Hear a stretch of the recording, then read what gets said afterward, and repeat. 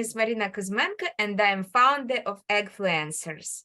Agfluencers are here to tell the stories of inspirational women in sustainable agriculture. And today we have very interesting guest, young lady who has already achieved some good milestones in her career, in her education, and she will tell us a little bit more about that. And she's a professional agronomist, and also she's an activist in climate action and also in precision agriculture. So welcome to Tomisin Adefare, and she's from Nigeria. And today she will tell us about her story, and we hope that more women will be inspired by Tomisin. Tomisin, hello. Hi, thank you for having me.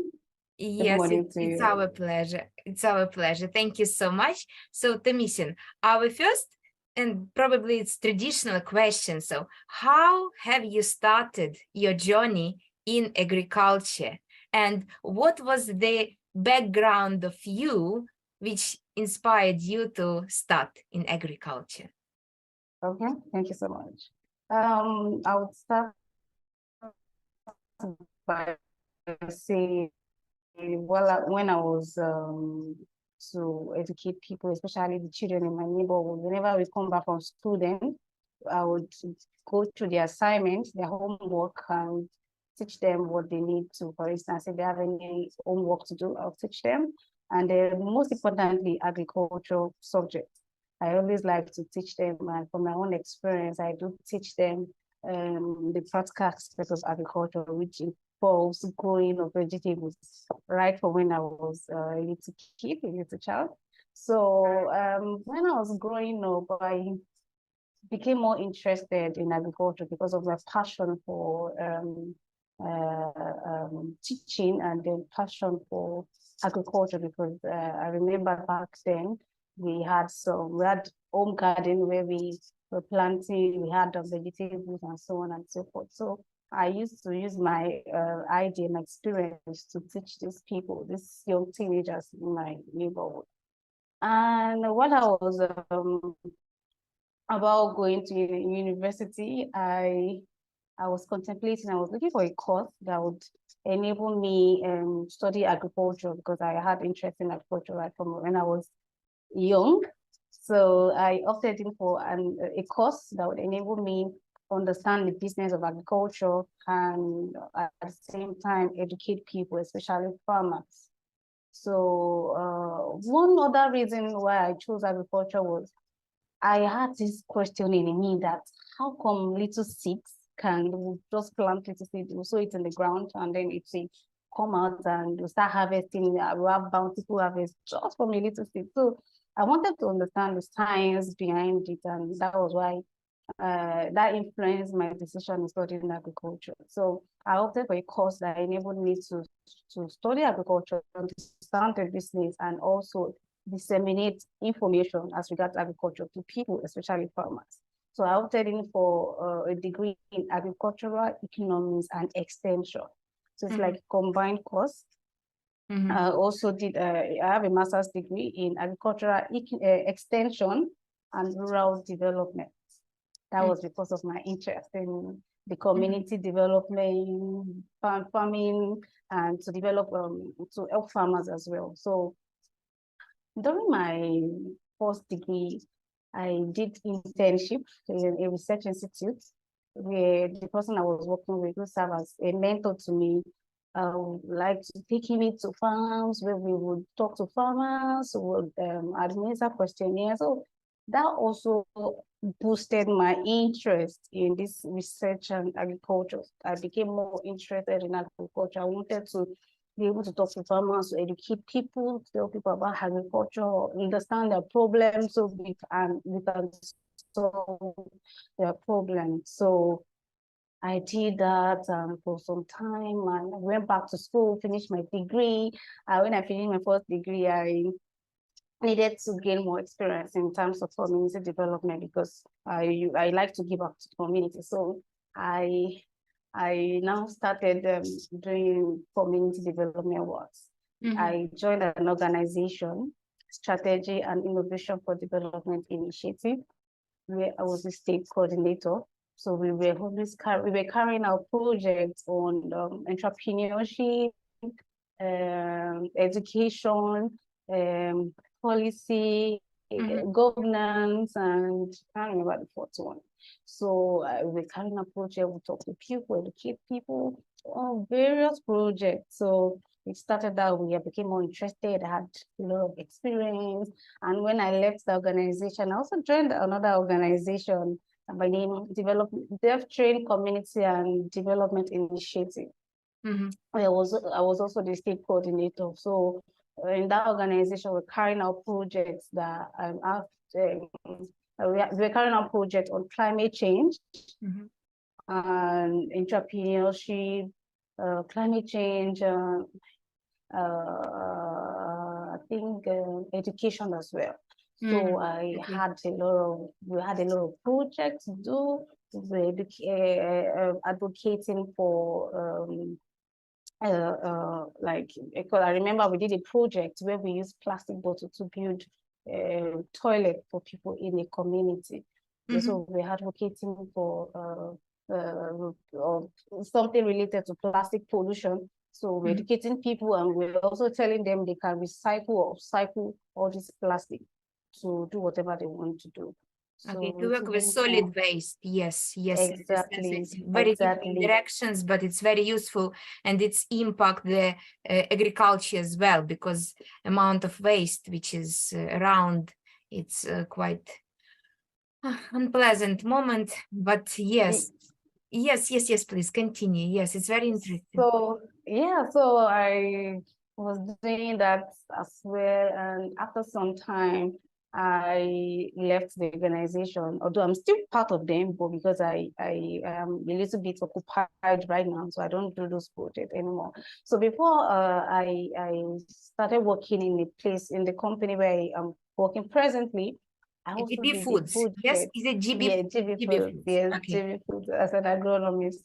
So I have like a social enterprise by name Tupac Agro Hub, which started in 2019. So it was incorporated in 2019.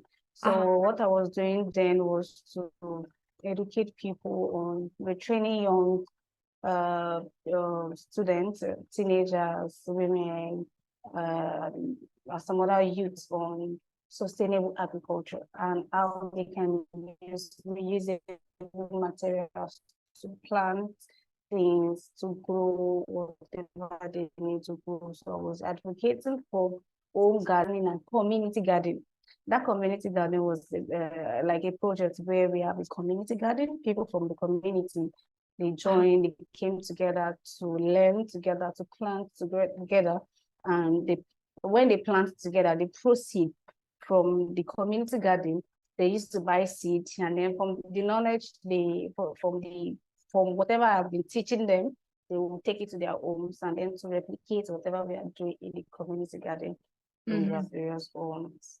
And I think this project is related to school garden project, yes? Exactly, yes, exactly. I think it just organically grows, because community garden, it's something big, and school garden, it's... So how long do you work, not work actually, how long have you been involved with school garden project? And then about your enterprise. Yes, the enterprise was incorporated in 2019. Yes. And then we carried out the school garden project, carried out community garden project, different locations. We carried out the school garden project was in a school where I taught them the practical aspect of agriculture. They were only teaching them the theoretical aspect. So I was teaching them the practical aspects with the collaboration of their teacher and then the school authorities. And then I also did some manuals, handbook of what we were going to teach them then. So I gave it to them, all the students, and then we did it in the school. And then from that, we had a lot of students that used the knowledge of what they got from school. All the things I taught them in school, they went back home to set up their own garden. Okay, I see. Yeah. So So link yes. link So up. in another location where I carried out the community garden project, we had people, it was during their break, their school break. So we had I had a lot of students, teenagers from different communities that came together in the community. So we had parents of the teenagers I was teaching, and they gave us a land where we use as our community garden. So everybody assembles there. We're always there to teach. So we cleared the land and then we started growing vegetables, different vegetables. Okay. So I couldn't do like one-on-one training. I just did it together for all of them. So from there, they reciprocated. They did what I taught them in the home garden, in their various homes, because the idea was for them to be able to have understanding of how they can have their own home garden. And then I also advocating for eating green vegetables, organically grown vegetables. So I was also advocating for that. And at the same time, I was also teaching them the business aspect of it. You can grow vegetable things in your garden and then sell, use the money to take care of yourself and then take care of your family, your whatever things you need to buy in your own little way. So I was advocating, I was teaching them how to do the business aspect of agriculture. I was teaching them how to grow fruits, I was advocating for home garden. So it was a successful project that well, I did follow up. A lot of them now had their own garden, which was very impressive to me. And even some of them were also teaching some other persons from different community. So it was a very good project. And Okay. yeah, that's all about the project. So right now, yes. So Yes. right now I work in Chibi Foods as an agronomist, and I'm into tomato production. So I'm a tomato farmer. But I mean that regarding your social enterprise, it still exists. And if you will have a chance, you will be able to teach more people how to grow food, how to eat healthy, and how to do some business based on their production, isn't it? Yes, the Tobacco Agro was founded in 2019. Yes. And it still exists, even though we're trying to see how we can come up with new projects where we can incorporate technology. Want to incorporate technology. And it's not all about the gardening projects. We have various projects. We have a project we call promoting agricultural development through entertainment. So it's like we want to promote agriculture through entertainment, which could be through video, could be through different entertainment forms. And then also for this gardening project, it still exists, just like I said, but I'm still trying to see how we can collaborate with other organizations. We want to incorporate technology. We want to teach them advanced technology. The one we were doing was how they can use reusable materials to grow whatever they need to grow, like vegetables in their various homes. But right now, we want to incorporate technology. We want to be able to teach them drone technology. We want to be able to teach them how to hydroponics. We want to be able to, so trying to look for collaboration on how we can, we want to collaborate with organizations on how we can introduce technology to these children right from their high school days. So it still exists, but we are open to collaboration. And then it has to do with fund as well. If there's no fund, there's nothing much we can really do. But yes, I still exist. Okay, this is good thing to know. Tell please about your interest. So I have interest in food security. Yes. Yes.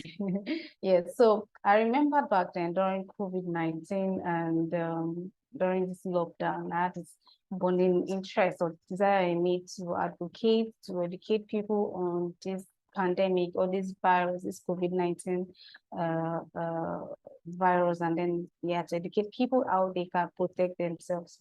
So I decided to carry out this advocacy project where I felt that people, especially the market women and men, they had little or no access to information. And with the way the market is constructed, if somebody contracts this disease, it will easily spread. And automatically, if it spreads, it will affect the demand and supply of agricultural produce. It will affect the food security because automatically there will be shut down or locked down in the market. So I decided to carry out advocacy projects where we add some banners all around the marketplace, where we add some information on it written in their local language on this virus and how they can prevent and protect themselves. So with support of some organization like Strategy and Innovation for Development Initiative, they collaborated with us. So we carry out this advocacy project where we educated them, we sensitized, we raised awareness on this virus. We also donated a lot of items like nose masks, sanitizers, gloves, and many other items. And this project was published by United Nations. Oh, I was part of the youth that are making impact.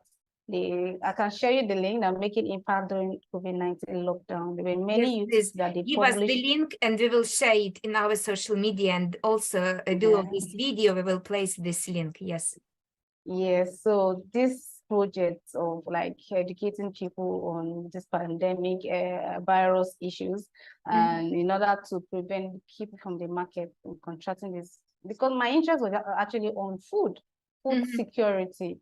So I didn't want them to, I didn't want a situation where there will be lockdown of the marketplace. So we had to carry out this advocacy project, so awareness projects.